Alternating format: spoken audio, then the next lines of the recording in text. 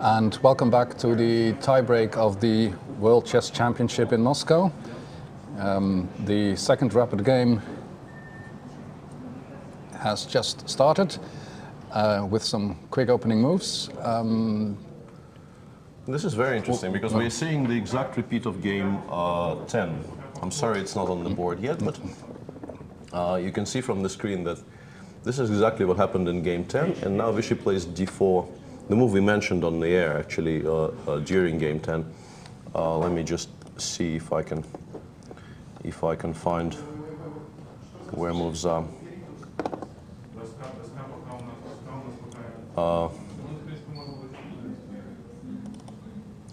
Anyway, we'll do it manually then for now. This has been the same Sicilian Vishy played in the last two games of the match. And in a position after bishop b5, e6, bishop c6, bc6, he went not d3 like in game 12, but b3, to which Boris replied e5, knight e5, queen e7, and Boris played d4. And after d6, he took on c6. We had this position on the board when we were discussing game 10. I remember that distinctly. This is a very interesting position, and during the game we thought black can play queen e4. Let's put this on the board. Queen e4, queen e2, takes, and in this position perhaps bishop b7, d5, and for instance king d7. And he will win the pawn back and be, well, his position will be reasonable, although you can argue that after the possible, let's say c4, takes everything on c6 and knight c3, white has a slight advantage, not something spectacular, but still, you know, a mild edge. Also queen e4 and queen e2, an exchange has been played. Yeah, we're waiting for the move, and bishop b7, I think d5, it's all on the board. Yeah. Let's just wait for the robot to catch up, and then we'll be fine. Yeah, and the interesting thing will be to find out what Anand has been looking at, why he thinks that this is a promising choice for white. Or do you think he's mainly playing it because he thinks it's a safe way to prod for a bit? Well, the end game I had just shown on the board. I'm sorry for the cough. Is well, pleasant for white, I think. If that's the best black has here, if after bishop b7, that's what he okay. I'm being proven wrong once again. After bishop b7, he played knight a5, not d5. This is very interesting now, because after d5, I thought it is possible white is slightly better, but it's not more than that. Knight a5 is a proper winning attempt in that, you know, it's very principled, and it allows black to keep the bishops, but the position becomes very, very sharp. You have to take on g2 here. I mean, if you don't take on g2, you're just a pawn down for absolutely nothing. Yeah. So bishop g2 will be played, and after rook g1, you have to find a square for the bishop. And I think we can safely assume from the speed with which Boris also played his move. I mean, this is what both teams have been looking at. Yeah, I'd be very surprised if this was news to either of them. Yeah. Yeah, well, obviously it's not news for Vishy. No. Because, I mean, he was the one picking this line quite clearly. Yes. He was the one doing the choosing. Yeah. But also Boris seems to be well aware of what's going on. So yeah. But this is very, very interesting. I think the critical thing to discuss here is whether it's possible to play bishop b4.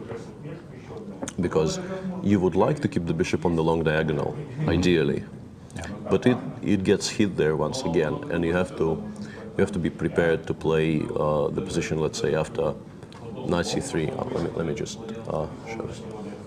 Yeah, something like bishop b4, knight c3, bishop c2, and some move like either bishop f4 or bishop b3.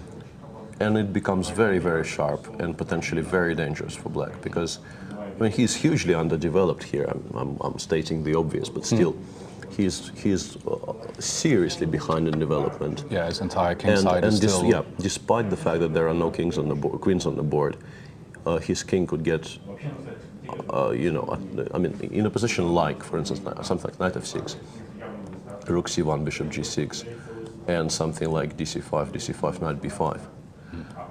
This is a huge attack. Yeah, your king doesn't feel very comfortable. Yeah, I mean, there. queens or no queens, this is a huge attack on the king. This is not. This is, yeah, and he has played bishop h3, which is a safe option, but it doesn't attack c2, and it gives white a wider choice of options, because now he can play a quieter move here, so to speak. Yeah. Something like bishop e3, or once again knight c3 still looks fine. No, but this is exciting, because it's a d takes c5 here. I thought, I mean, so from a structural point of view, this capture favors white a lot, but I thought maybe he can keep the pressure for a bit. And you get the feeling from watching Boris that, I mean, he realizes he finds himself in a piece of preparation. This is not very comfortable for black, because he understands that Vichy will be playing sort of a tempo, so to speak, for a while yet. And even if he himself has looked at this with his team, it seems as if Anand's team has looked at this more. You would assume so, judging by the speed and the general look of comfort. Exactly. Well, one of the things I mentioned during the first game, Peter, was that 2 of the seconds of each team were allowed to be backstage and to consult, well, that the players can consult with. Now find out that apart from Peter Heine-Nielsen, who we expected to be there for Anand, the other player is Rustam Kazimjanov. That would be my thought, yeah.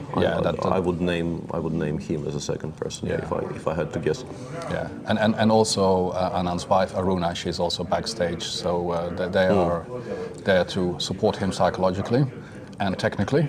And for Boris, it's probably Elyanov and Husman, I guess. Husman would, I don't know, but that would be my guess too. Yeah, and knight c3. Yeah, this is what I expected. Now black needs to start developing in a hurry. Yeah. Because he is quite seriously behind, and well, the long castle comes to mind first. Obviously, this is the move that you generally want to make here, because well, it brings the rook into play. It solves the problem of what to do with the king, and it sort of passes the baton to white as to what I mean. The next big decision might be white's there.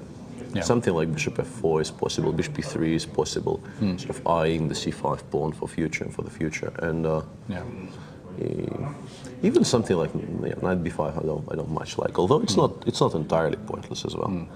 But I think it will be a bishop move somewhere. Yeah. Is it also about the safety of the kings? I mean, white's king looks in the open, but in fact it looks pretty safe.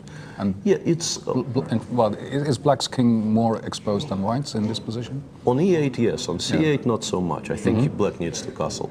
Yeah. And also, I mean, if black manages to get all of his pieces out, the king on e2, or even perhaps if white plays, let's say, f3 and king f2, which is the likeliest way of making it safer.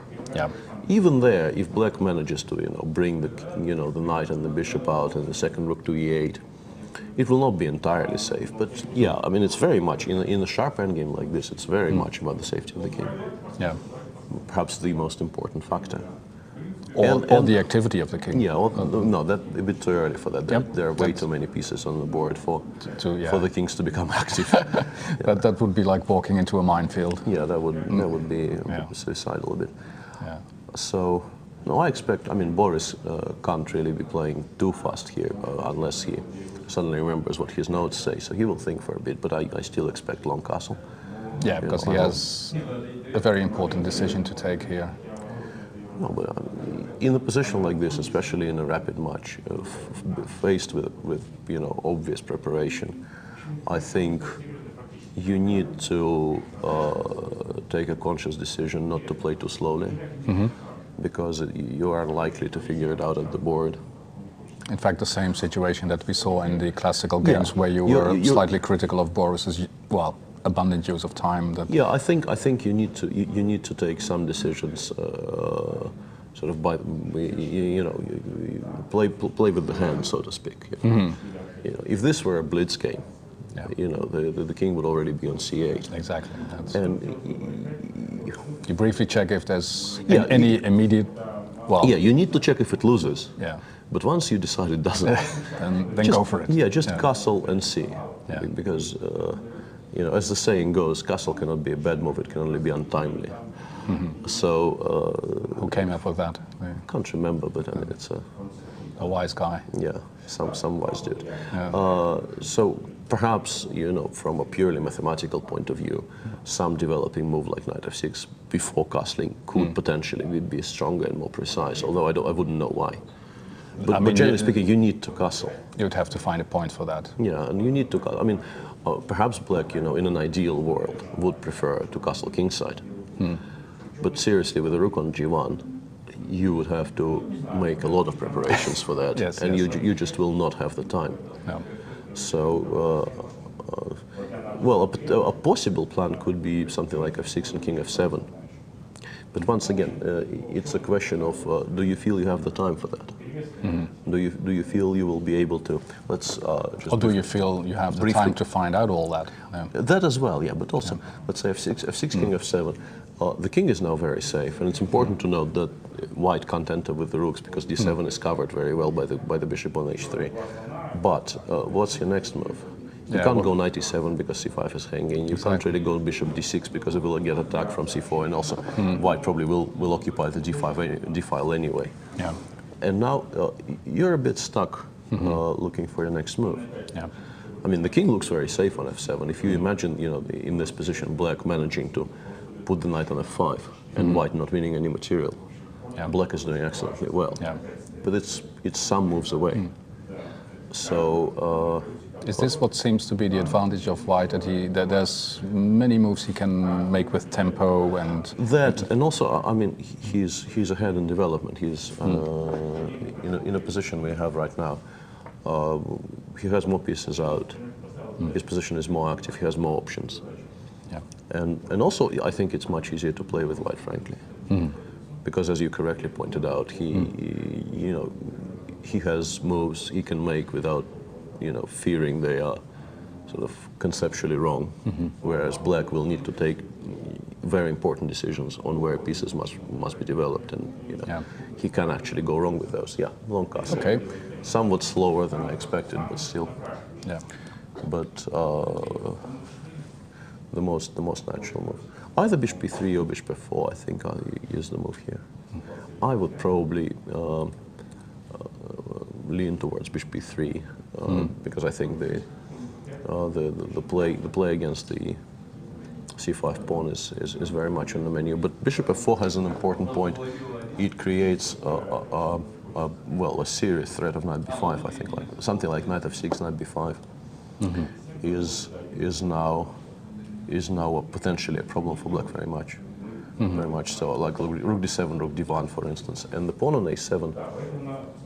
The pawn on a7 is becoming a worry. So, yeah, bishop f4. He likes that. Bishop f4. Now, Vish is clearly still in preparation, so you know he knows where we're only guessing. Yeah, he looks calm. And Boris has once again, well, he looks nervous because he's once again left the stage, and well, leaving the stage is not necessarily nerves. I mean, if you go to the toilet often, it might be nerves. Well, we're just assuming that's where he's going. I think he might. Well, he's not going for a smoke. No, but he might just be sort of leaving the stage for, you know, for a brief, quiet think in the, you know, in the. Yeah, and you mean ever since Alista, I mean, toilet talks are not a very popular topic. No, and also, I mean, I like to stretch my legs during rapid games as well, and I don't, just generally get up and, you know, walk for 20 seconds. So probably you would even get up during a blitz game, or? No, I don't think I've ever done that. No. But during a rapid game, you? Yeah, I generally do. Yeah. Let's say because you feel more comfortable then. Yeah, I feel, you know, I'm sticking to my normal routine. You know, at least you know, once during a rapid game, if I get up and I just, you know, especially let's say because these days I play rapid mainly during the World Cups, and there are other games to watch. I'm not the only one on the stage playing. Yeah. So you get up to do some multitasking. it helps me feel, everything is, the world is as it should be. Yeah. If I get up, take like 5 seconds to look at the other games, and I sit back down. But anyway. Well, Boris has also returned to his routine. Yeah, he came back, picked up a piece. Yeah, he took about 15 seconds, so I think it's just he takes a break to just walk and clear his head a little bit. Yeah. Well, and as we know by now, that he likes to play with a piece that has already disappeared from the board under the table. He's been doing that for all his life, as far as we know. Yeah, that's one of his most recognizable sort of little quirks. Yeah. Somebody told me a funny story that he was once in a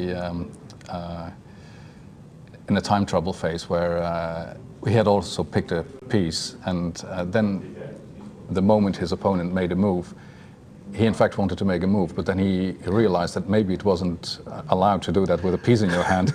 So he threw up, he threw it in the air, made a move, and caught it. That would be pretty awesome. I would have liked to see that. That's a good story. I don't know if it's true or not, but even if it isn't, it's still a good story. We're not going to check this story. I mean, we just keep it and hope that it's true. He was playing Tamas Gergatse. That was the story. So there is some details there. No, I can't rule that out at all. I think it's possible. Yeah, but maybe we shouldn't ask Boris, because probably if he wins, we can ask him whatever. That's true. If he wins today, that would be the time to get in all the questions you always wanted to ask Boris, but never had the courage to. Yeah. So I wonder what the time situation is. It says on play chess that Vishy is pretty much still in accumulation phase, whereas Boris is down to 13 minutes, and it sounds about right. It may be off by half a minute or so, but I think from the general speed. These are annoying moves to play against, right? Bishop f4. I mean, there's not a concrete, but there's something in the air. You get basically you get a small question every move. You get asked something every move in this position, and it's. And even if you don't see it, it's very easy to imagine that you may make a huge blunder with your next move. It's a position in which you never feel entirely settled. You feel,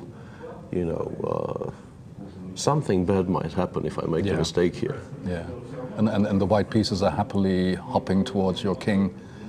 Yeah, and I mean, from a purely psychological point of view, he would prefer to see bishop b3 much more than bishop f4, because bishop b3 is a more positional choice, and bishop f4 is saying, I am going to be playing for, direct attack in the next future. So and you're also asking yourself, what was wrong with bishop b3? Why didn't you play bishop b3? Why do you put it on f4? Is that better? No, I think his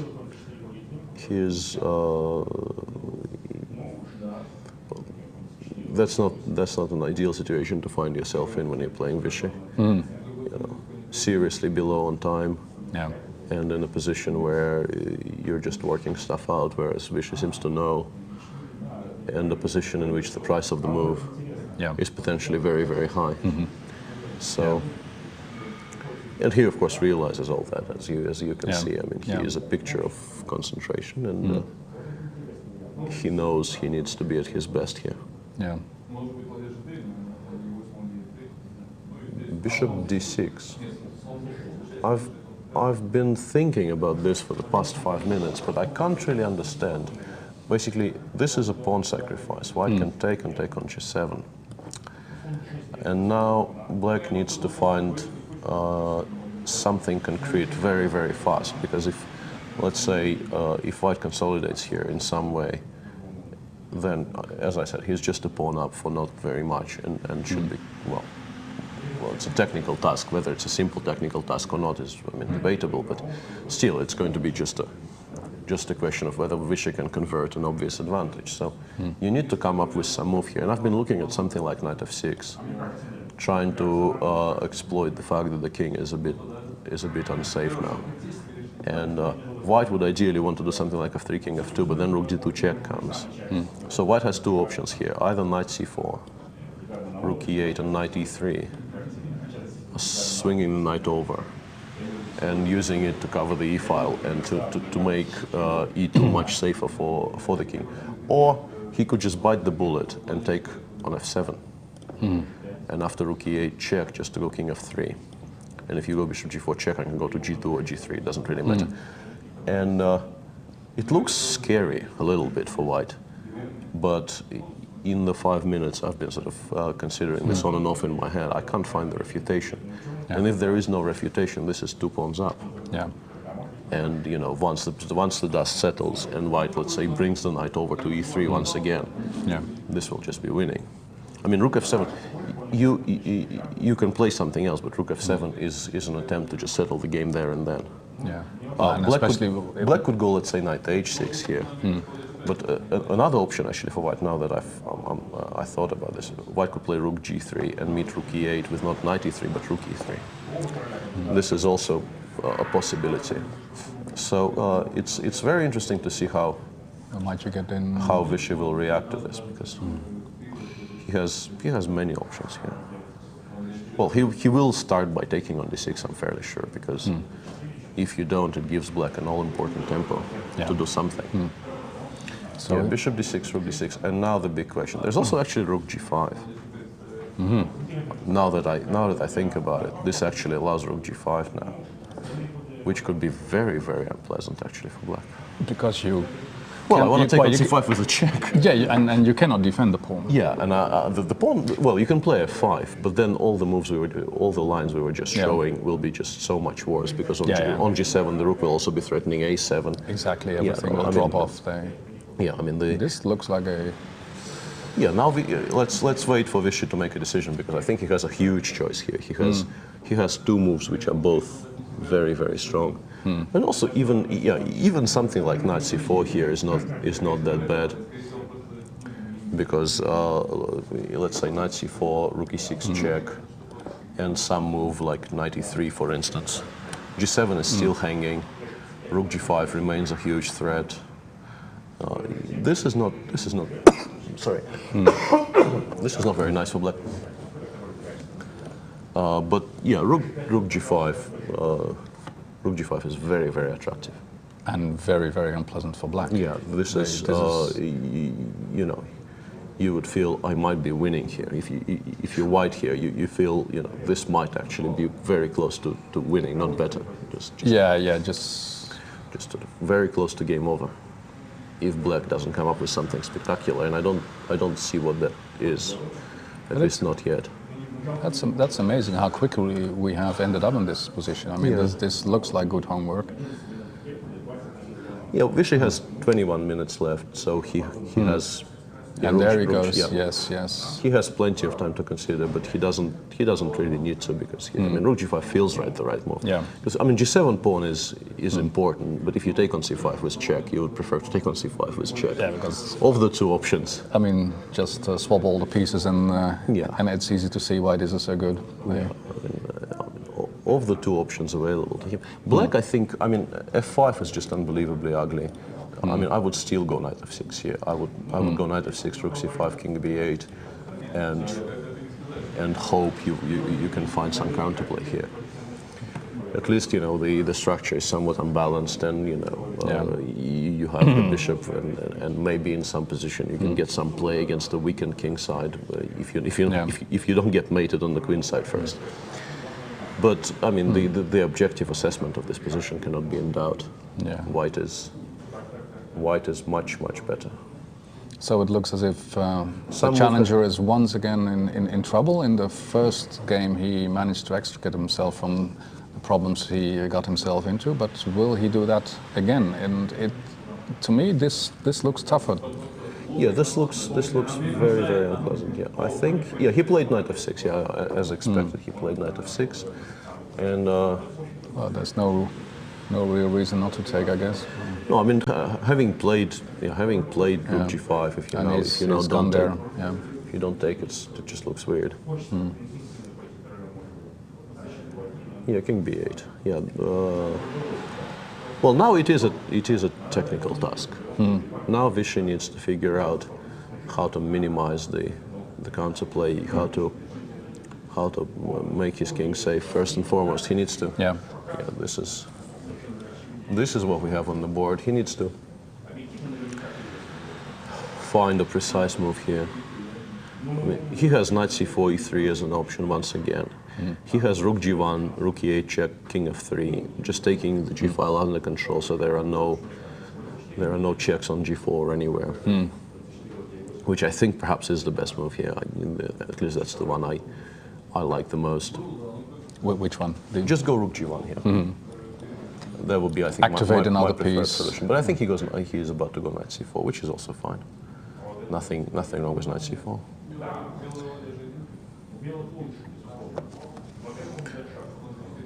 Yeah, because the knight will be nicely positioned there. You question. Although here, I mean, it's very important for Black to start with bishop g4 check, and then maybe he's not doing that badly because it forces f3, and only then you go rook e8 check. It forces king f2, rook g2 check, and the king ends up on g3, and that's not ideal. So I think maybe the better way would be to start with knight c4.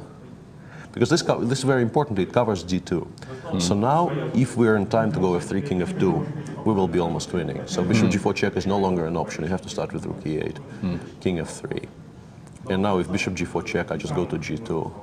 And the knights just cover so many squares that you can't really, the rook has no squares from which to cause any kind of problems. Yeah. And then I will just go something like still maybe f3 or h3, driving the bishop away and put the knight on e3 and start consolidating. Yeah. It's not, you know, there still will be problems to work out for white. It's not a position you will win every time. But I mean, white is much better here, obviously. Why it's very comfortable and.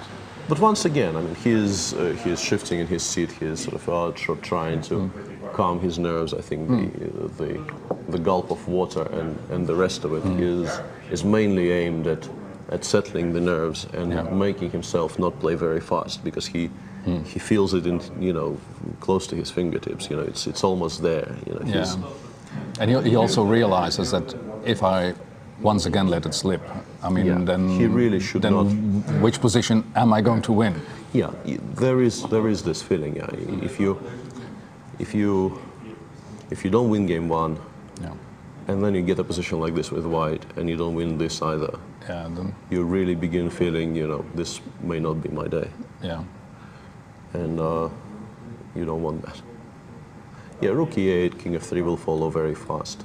Because obviously knight e3 and something like knight g4, bishop g4 check, f3, rook e6 is not very good. Yeah. I think the whole point is to go king f3 here. Yeah. And it's also this popular football analogy that we have in chess. It's that if you have the initiative but you don't score, then you can just wait for your opponent to score. Yeah, generally this happens a lot. Yeah. If you fail to convert an opportunity after he does go knight e3. I'm slightly surprised because I thought this allowed additional options for black, like knight g4 being the major one. But and you also thought that, well, what's wrong with the knight on c4? No, I thought king f3, I mean, I like the knight on e3, but I thought we can win another tempo by playing king f3 and forcing black to play some move rook somewhere, and then we can do something else. Yeah. But I mean, this is still fine, but I'm slightly surprised he didn't play king f3 first. Well, as I said, I mean, the first move that comes to mind here is knight g4. Black wants to go knight e3, bishop g4 check, after which he will probably be just fine. And but I guess the point is white has, I forgot white has rook g1 here. I was wrong about this particular option because this seems to be fine for white. I mean, more than fine, this seems to be very good for white. So black needs to find something here. Once again, if you let white consolidate here, and let's say allowing rook g1 already counts as letting white consolidate pretty much, you're going to be close to lost. Boris needs to come up with something now. There's really no time to waste here. Yeah. I mean, he is a pawn down in a position where conversion will not be incredibly difficult if white manages, let's say, to get some pieces off or to bring the second rook into play. One option is bishop g4 check, and if you f3, I think rook d6. Although it has to be pointed out that knight cg1, I mean, it looks ugly, but everything is under control. So even this is possible for white. He does play knight g4. Anyway. Knight g4 is gone. But I'll just briefly point out that after bishop g4, white can play king f1 maybe. Although after bishop h3, I really wouldn't want to put it on g1, so maybe bishop g4 was a better choice. But anyway, knight g4, I expect to see rook g1 here. Yeah. I expect to see rook g1 here. First and foremost, because I mean, apart from the threat of knight takes e3, black also wants to just take on h2, and you need to do something about that. You can't ignore that. And although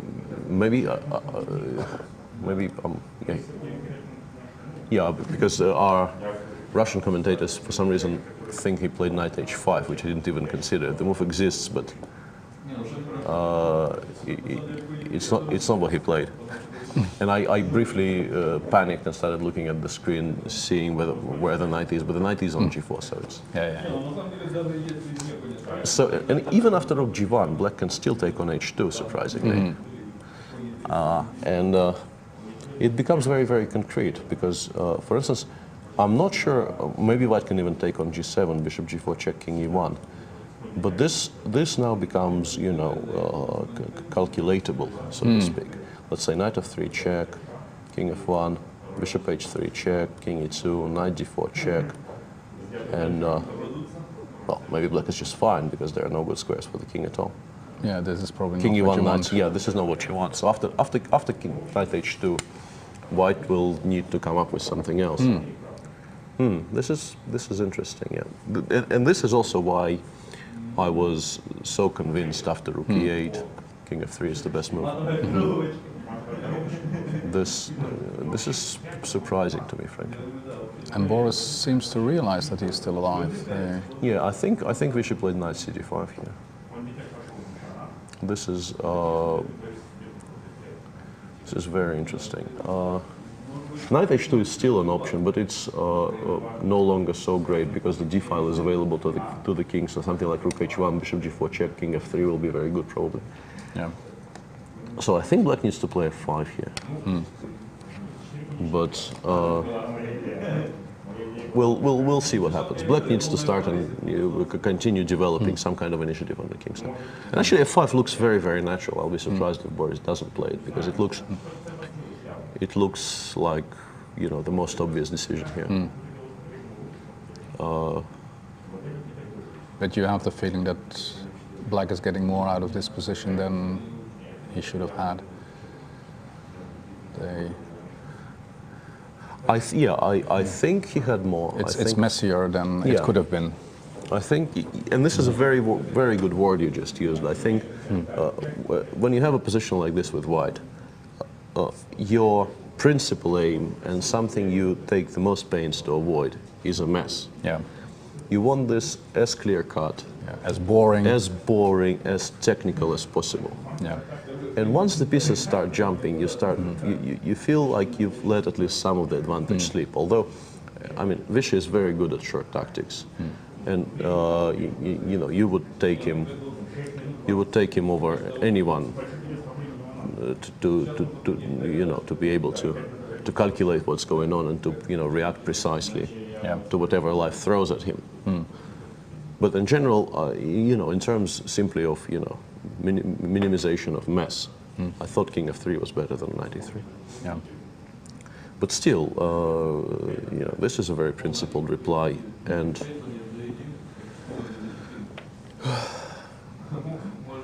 this is still a very principled reply, and a very interesting line. Played knight takes e3. This is strange. But I mean, it's still a possibility. I've been looking at this, at taking on e3, knight takes e3, and f5 now. But something like king of 3, I think, just stops it.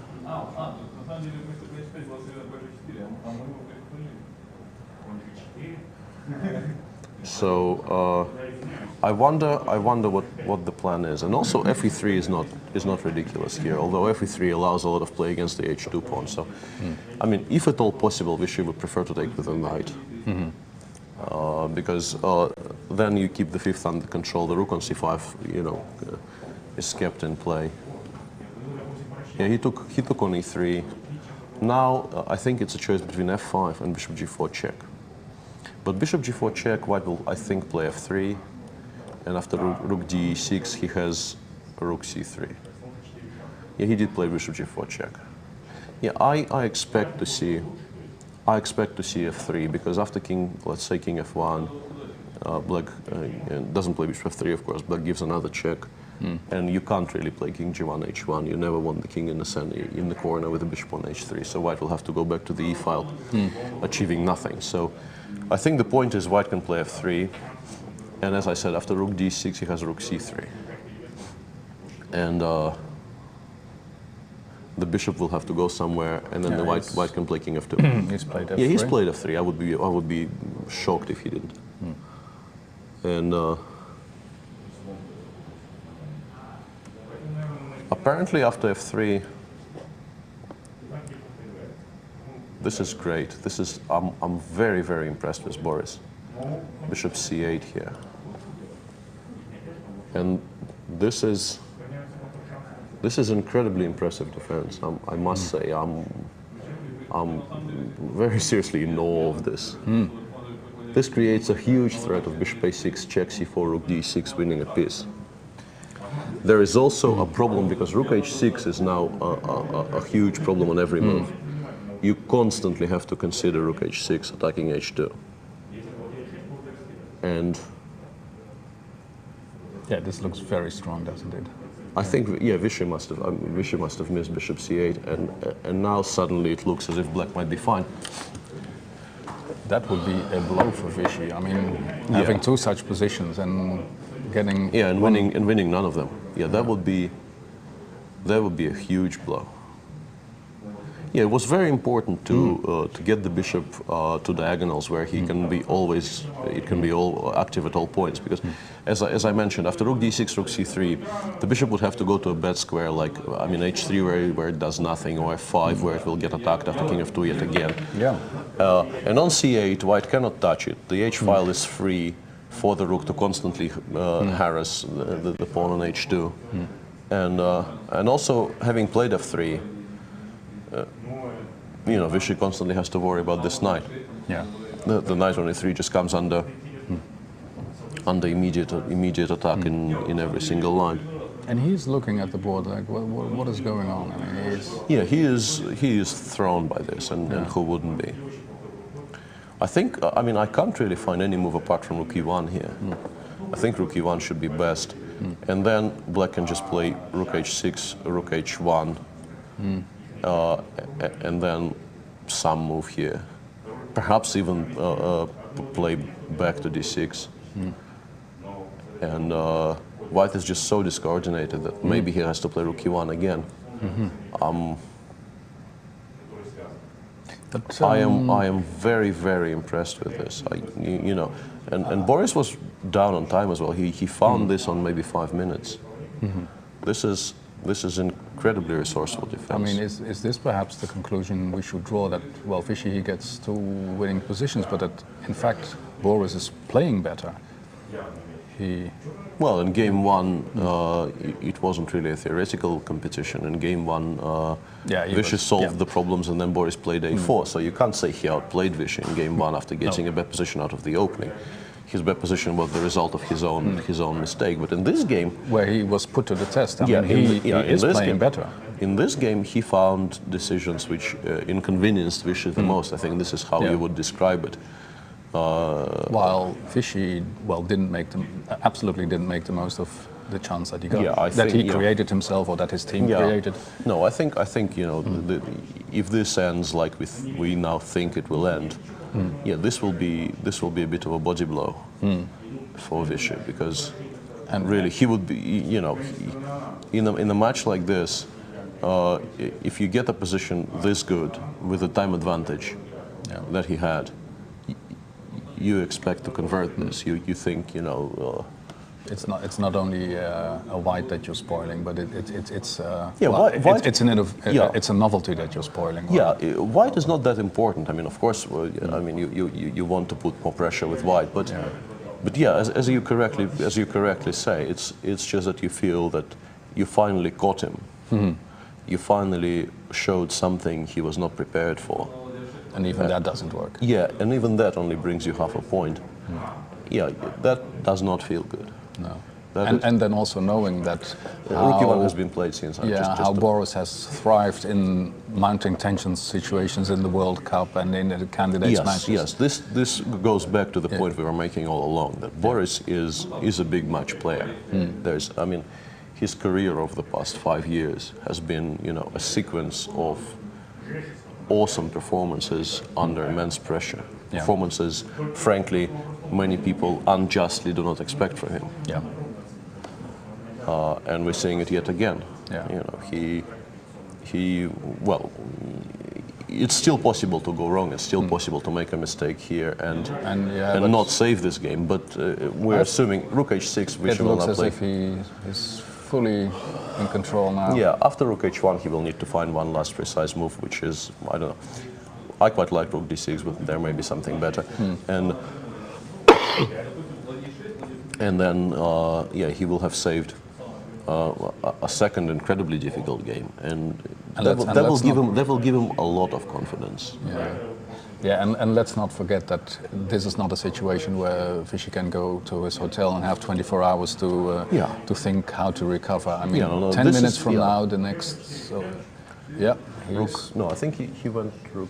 He went Rook E6. He didn't go Rook D6, and this is now slightly different. He went Rook H E6, Rook C3 F5.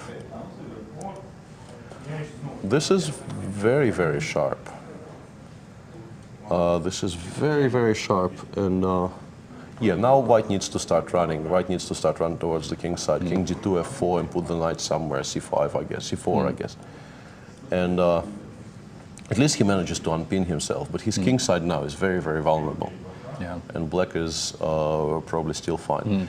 But the point I want to make is that Rook D6 perhaps just saves the game on the spot, because it cuts off the D file and White cannot really progress anywhere. But from the human perspective, it's very difficult to just play Rook D6 saying, I may not be threatening much, but you have no moves. And Rook E6 is very, very natural. So we have now on the board the position after, and Vishy played Knight D5, I think. This is very interesting. Once again, this is a very principled move. This is because this allows something like Rook D6, Rook D3, Bishop F5, Rook D4, Bishop E6, let's say C4, and Bishop takes D5. And this Rook endgame is probably a draw. Yeah. So, because CD5, let's say Rook E5. He doesn't even go for that. I think, I have a feeling he feels he can be playing for a win here.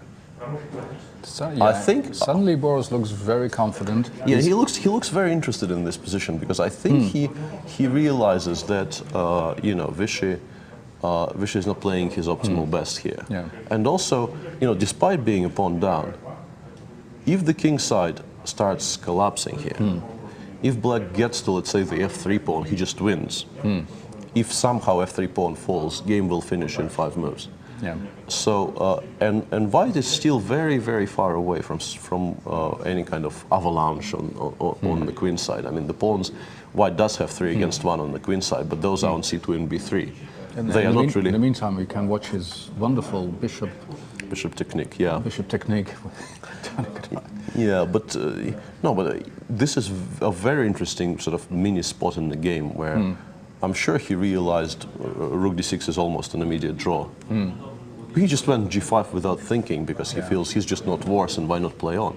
Put some extra pressure. Yeah, this is very interesting. I mean, I think Vishy played rook d3, and now, for instance, you can go rook e2 check, king anywhere, and bishop f5.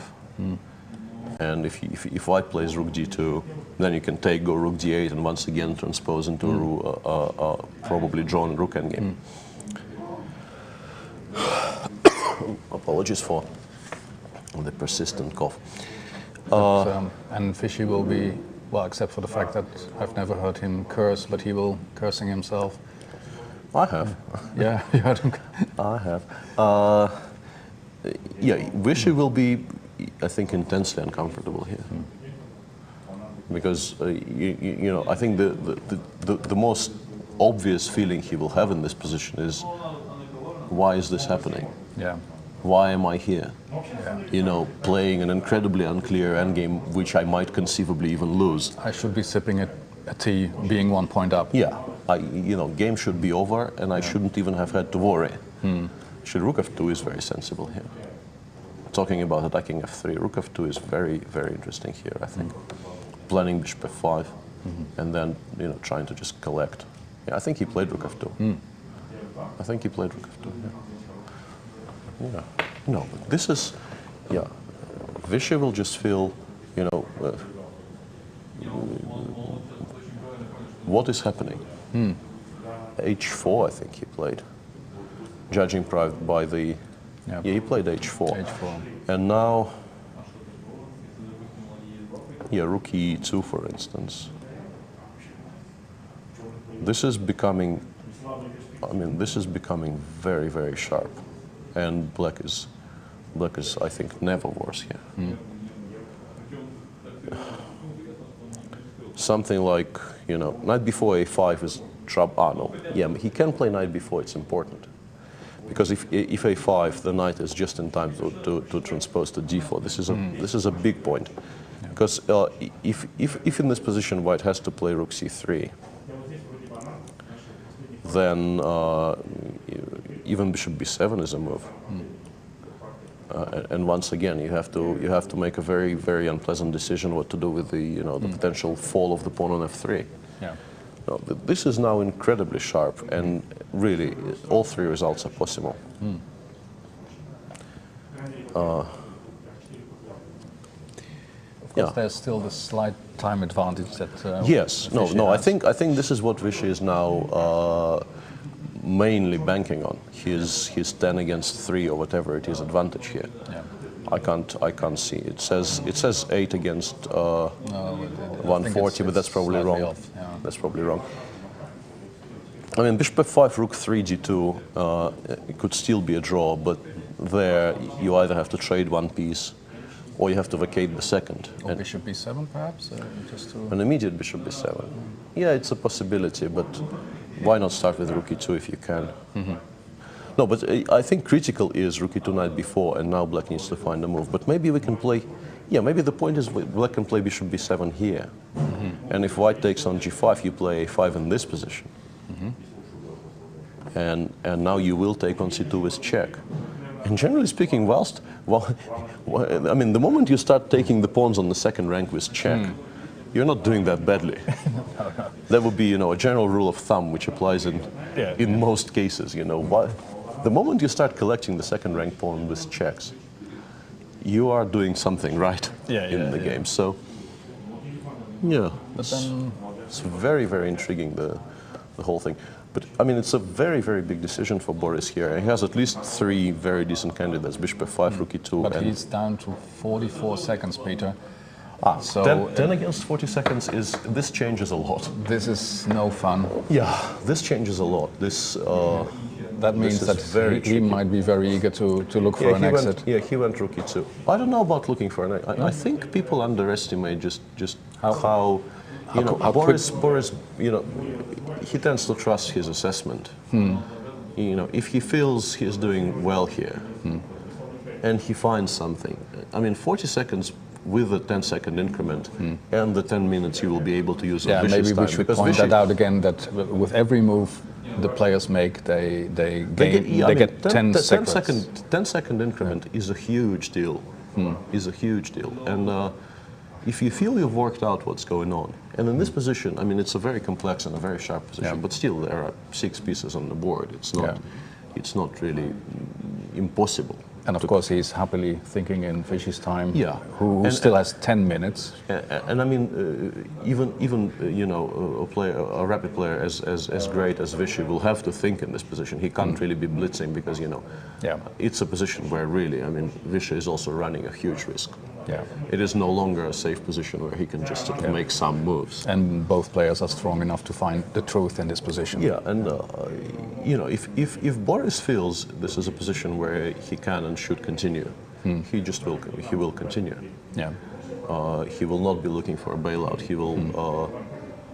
He will be trying to play the best and seeing. Yeah, Rook C3. He doesn't like knight b4 and bishop b7. I suppose. Well, now I expect to see bishop b7. I think bishop b7 is by far the best move because, I mean, you can play bishop f5, but first of all, it still allows knight b4, and secondly, white has an option of taking on g5. Yeah, bishop b7. Yeah, okay, let's just forget bishop f5 because bishop b7 has been played. Yeah, let's ignore the other options. And 31 seconds for Boris. Yeah, on the 31 clock. against 9 minutes. Yeah, nine. Yeah. Knight f no, rook d1 he played, I guess. Yeah, rook d1, and Boris quickly took on h4. But now knight takes f4. This is yeah, knight takes f4, and he will have to go back to the 8th. Yeah, this is what we have on the board now. I think, yeah, maybe this is yeah, this has been a change in favor of Vishy because now the attack is going. He can play rook h1 here. Yeah, and so there are still drawing chances, but white now should be better after rook h1 and maybe even some other moves, maybe rook d7. I don't know. Yes, yeah, I misevaluated rook d1 because I didn't realize just how few options black has in this position. I thought he has more options here. Yeah. So now the question again is how healthy is this extra pawn? Or how much compensation does black have in active counterplay? Well, something like rook h1, I think black will need to take on f3 and put the bishop on e4, where it's very active. But yeah, this is a big advantage. This is a big advantage, I think, and also Vishy is ahead. I mean, here now. The time handicap is. Yeah, the nine against 30 seconds becomes a huge factor here. Yeah, this is no fun for Boris to take key decisions. No. Right. So rook h1, and he went rook c8. This is slightly surprising. He played rook c8. White will need. Yeah, white already took on c8, and he took with the bishop, and he wants to go bishop f5. This is an interesting attempt. Basically, after rook h4, he wants to go rook bishop f5, but I think white can start with. He took on h4 anyway. I was about to say it's possible to start with knight d3 first, but I think he didn't. Yeah, rook h4, bishop f5, and I wonder what the best choice for white is. I mean, you can play knight d3. But this allows some rook endgames which may or may not be drawn. I'm really not the world's biggest expert on rook endgames. But you can also go c4 here. There is a very legitimate choice here to just go c4 and try and preserve the integrity of your pawn structure. This will not be easy for Boris at all. Yeah. The point I was making. Yeah, because his play has to be incredibly accurate. If you go knight d3, I think his idea is to take on f3, and the problem is it's awkward to keep all this running because if you play king c2 or king somewhere, you get checked from f2, and you either have to go back to b1 or you have to give up on a2. And I think d3 against a7 should be a fairly comfortable draw for black. Although with the king cut off on the 8th, perhaps it's not as comfortable as you would think. So that's one choice. Or you can play c4, to which I think well, black needs to take on a2, not on not on f3. And now, for instance, you have rook h5, to which I think, mathematically the only move is bishop g6. And you get another version of this rook endgame, maybe a better version, although it's not entirely clear to me. So Vishy now has to pick up an endgame. All of his choices are comfortable, but he still needs to find one. And also, there's this move. There's an interesting move, rook h5. Because if rook c2, no, but you can play maybe even rook c2, king d1, rook c5. And also I think you can take with the bishop. It looks a bit awkward, but I don't see how to exploit it. I mean, the pieces seem to be sort of hanging in the air, but I can't see how to make any progress. I mean, the bishop on c2 doesn't have any good squares to go to apart from g6, but g6 seems to be enough. Anyway, let's see what Vishy does.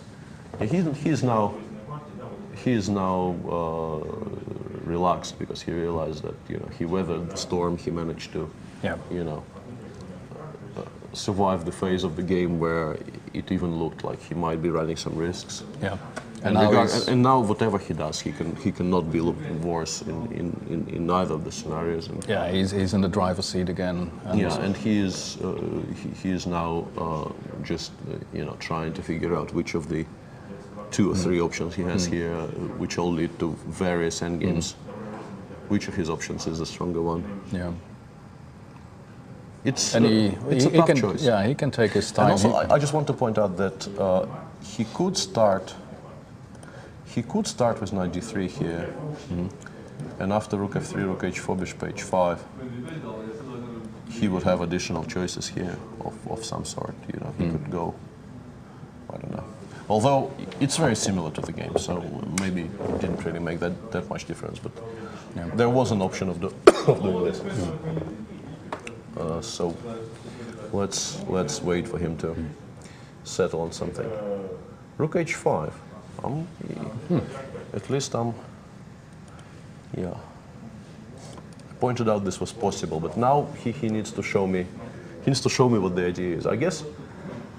He wants to start with rook b5 check. Maybe.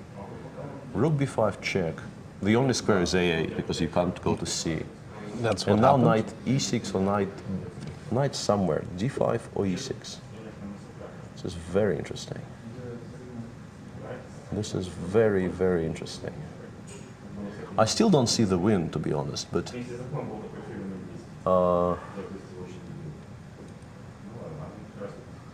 knight d5, black will play a6, and now he needs to do something.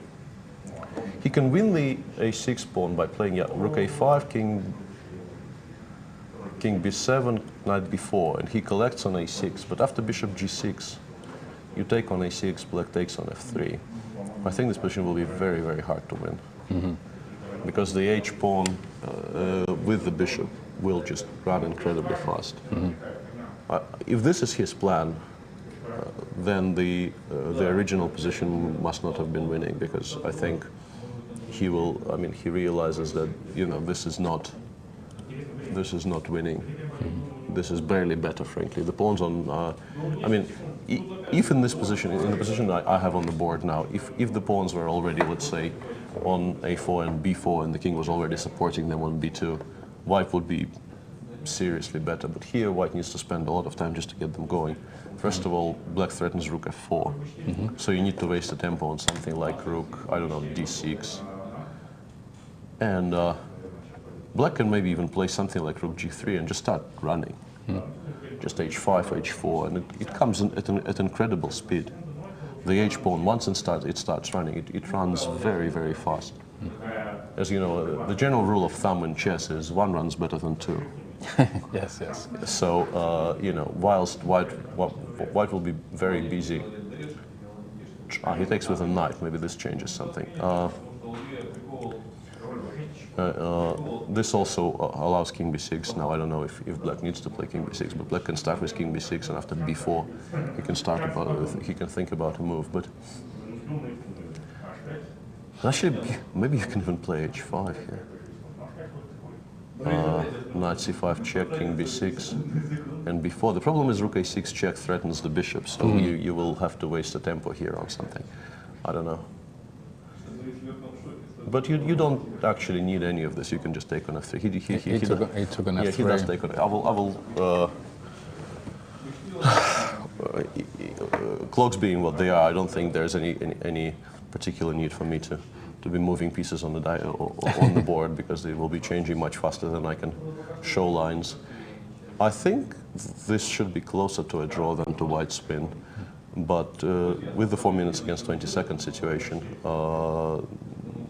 this will not be trivial for Boris. With equal time, I would think this is very, very close to a draw. Yeah, because he's a very experienced he's a very player. good defender, and also objectively, I think Black has you know, a lot of resources. Black can try and you know, try and give up the bishop for pawns. There's all kinds of counterplay connected simply with the h-pawn, and I think rook g4 shows what Boris prefers. Exactly, he wants to run with the h-pawn. Yeah, Boris is preparing to go h5, h4, and I mean, once the pawn starts running, white will have to get seriously distracted by it. There it goes. Yeah, king g2, h5. You cannot ignore that one. So,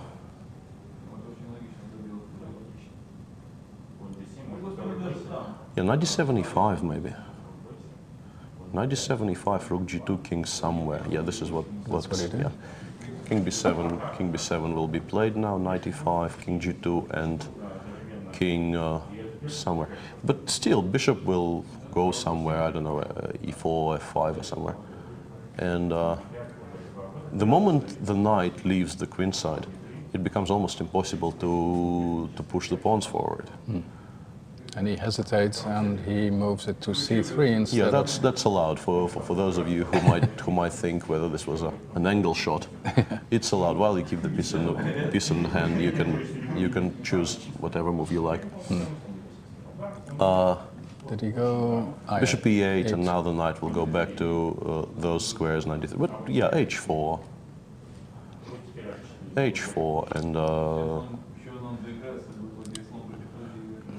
But you don't. The optimists in the Russian booth are saying he will end up playing rook against rook and bishop, but I don't think that's very likely.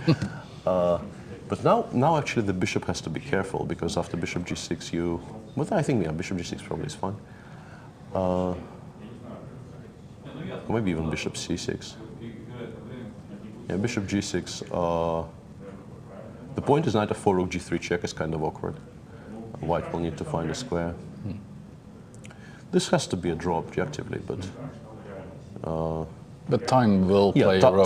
Time is a huge. Fishy has more than 4 minutes, and Boris is down to factor. 28 seconds, and that's not a very comfortable feeling. And also, you want to have a knight in a situation where either you or your opponent might blunder something. You want to be the one with the knight. Yeah. No, but now even h3, I think. I quite like h3 or bishop c2 actually. Yeah. Bishop c2 and a3 is hanging, and if you change the rooks, it's just a draw, because the h-pawn will be too much of a distraction. I think his only problem is that he has 20 seconds to solve this. I think Boris realizes that bishop c2 has been played. I think he realizes it's a draw now, but he doesn't want to.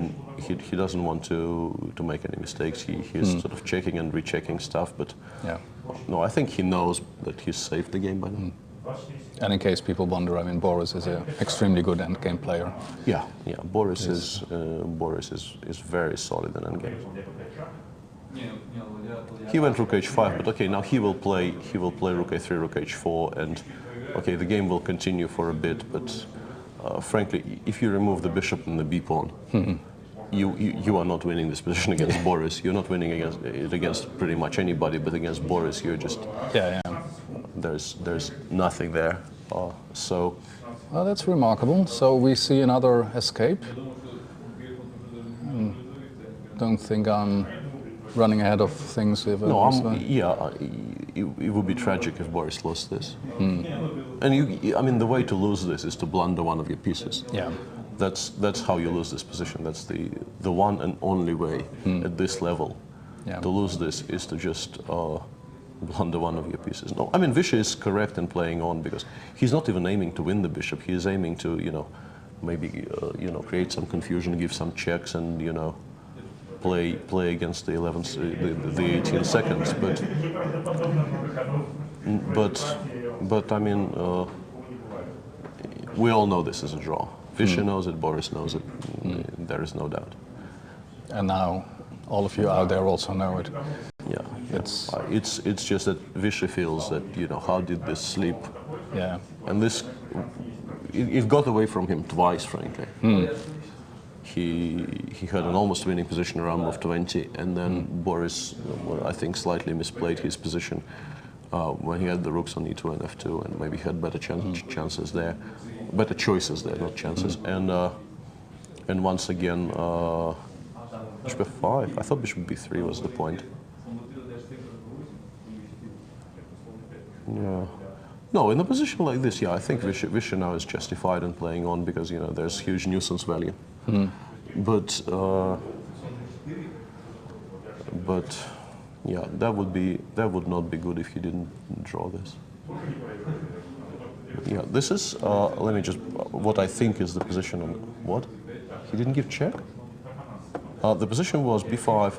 Boris went bishop f5. This is very strange. Bishop f5, rook h6, bishop g4, and he didn't give a check on h8 here, on h7. He had this, look at this, rook h7 check, king b8, and he could go knight b4 here. And this now really has proper nuisance value. Probably still a draw, but I mean, this would not be a dream scenario for me. But instead he went, we'll see now. He went something else. I think the game continued bishop f5, rook h6, bishop g4, and in this position he went rook f6. I don't know what Boris replied. Boris made some move, and Vishy played rook b6 check, king a7 rook somewhere. I'm not sure where the bishop is. I'm sure bishop. Okay, he went rook f5. Vishy played check, king a7, rook g6, and Boris played bishop f3. Okay, once the bishop is on a long diagonal, this should be a fairly straightforward draw. Rook g7 check, king b8,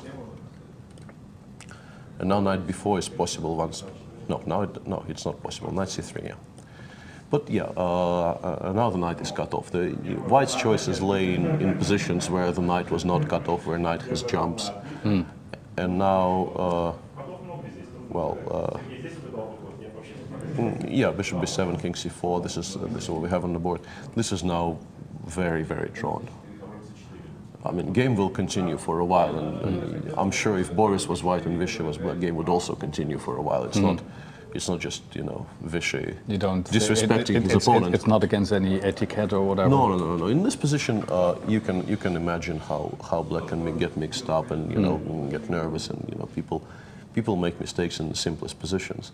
Yeah. But yeah, it would take a pretty big mistake for this not to end in a draw. So he goes back to f3. He goes back to f3, and I guess Vishy will play king b4 because the only way forward is to go king a5 at some point and start threatening some king b6 in some positions. But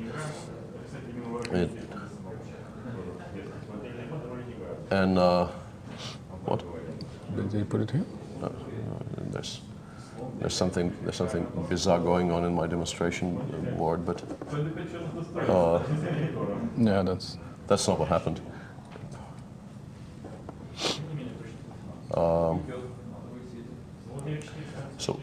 But Boris, he was, yeah, okay. So Boris occupied the 7th now with the rook, and of course rooks were not exchanged, and the knight came to c5, and yeah, he will get tortured here for a bit yet. But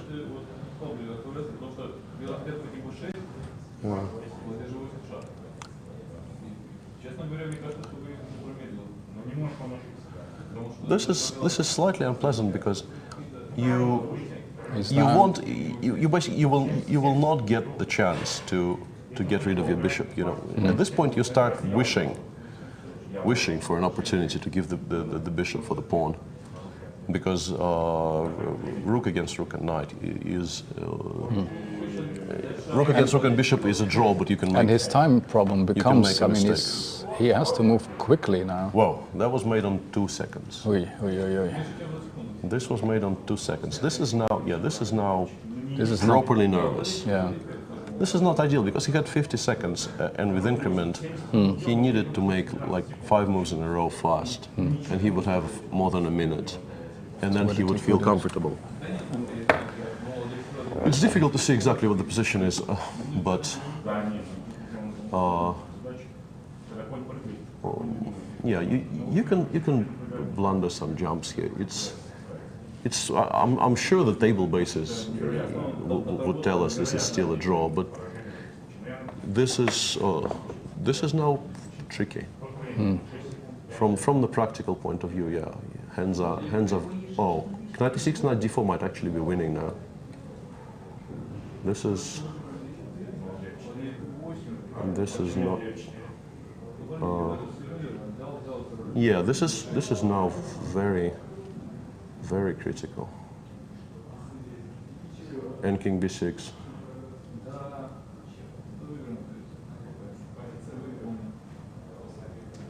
I think this might be winning for white now. Well, it's a pity we can't really. We'll get this. We'll get there in a second. We'll get this soon, yeah.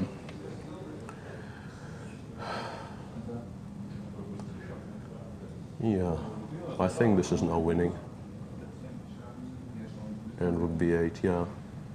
He resigns. Does he resign? I think he does, yeah.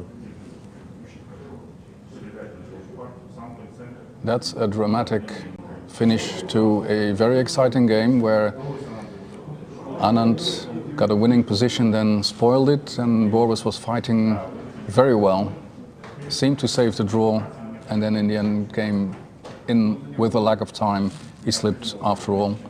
Yeah, that's... This is a...